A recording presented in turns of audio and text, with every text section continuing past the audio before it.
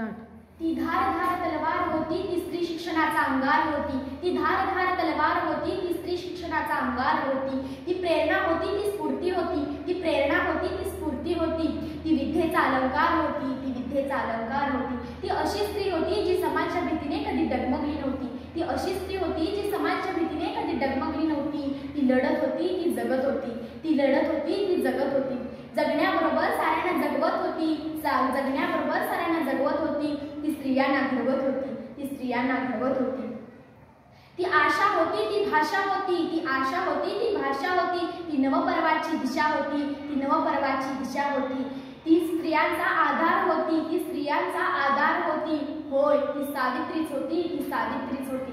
नमस्कार रसिक श्रोते हो, माझे नाव तेजस्वी संतोष तिकुटे. मी इयत्ता 7वीत असून MHPS गळपगाव येथे शिकत आहे. मी तुम्हाला सावित्रीबाई फुले यांच्याविषयी बोलणार आहे. सावित्रीबाई फुले या भारतातील प्रथम शिक्षकी होत्या. सावित्रीबाई फुले या ज्योतिबा फुले यांच्या पत्नी.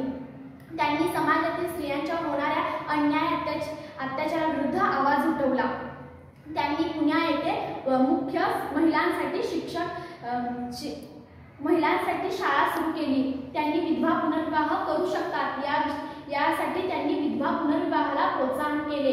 त्या काळी स्त्रियांना जितके महत्त्वाचे स्थान मिळाले हवे होते तेवढे मिळाले नाही. त्या काळी जितके महिलांना महत्त्वाचे स्थान मिळायला हवे होते तेवढे मिळाले नाही. एक स्त्री म्हणजेच एक लहान मुलगी, तिला तिच्या गर्भातच मारून टाकलं जायचं. ती जन्मल्या अगोदरच तिचं बालपण हिरावून घेतलं जायचं. हिरावून घेतलं जायचं. आपण म्हणतो मुलगा झाला तर चांगलं होईल, पण मुलगा किंवा मुलगी दोन्हीही देवाचेच वरदान आहे असं आपण स्वीकारलं पाहिजे. खरंच स्त्रियांना वाचवण्यापेक्षा त्यांना शिकवलं पाहिजे. त्यांच्यावर होणारे अन्याय अत्याचार थांबविले पाहिजेत. स्त्री आता स्त्रिया पुरुषांसंगे अनेक क्षेत्रात काम करत आहेत, पण अनेक स्त्रिया चूल आणि मूल यातच गुंतल्या आहेत. त्यांना त्यातून बाहेर काढले पाहिजे. त्यांना शिक्षणाची संधी मिळवून दिली पाहिजे. तेव्हाच आपला समाज सुशिक्षित बनेल. कोणीतरी असं म्हटलंय की लाटांसंगे सर्वजणच पोहतात, पण खरा तो जो लाटांना भेदून पुढे जातो.